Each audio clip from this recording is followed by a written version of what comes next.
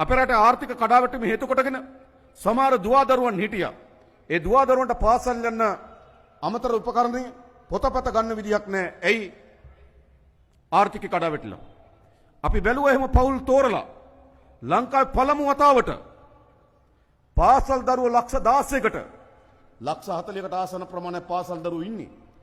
ඒකෙන් ලක්ෂ 16කට පෞගේ ජනවාරි මාසේ හැම ඒ පාසල් දරුවෝ ලක්ෂ 16කට අමතර පොත්පත් මිලදී ගැනීම සඳහා උපකරණ මිලදී ගැනීම සඳහා රුපියල් 6000ක දීමනාවක් ලබා දුන්නා. එහෙමනේ ආණ්ඩුව වැඩ කරන්නේ. එතනින් නතර වුණේ නෑ. නේද? අපි පාසල් දරුවන්ගේ ආහාර දීමනාව වැඩි කරා.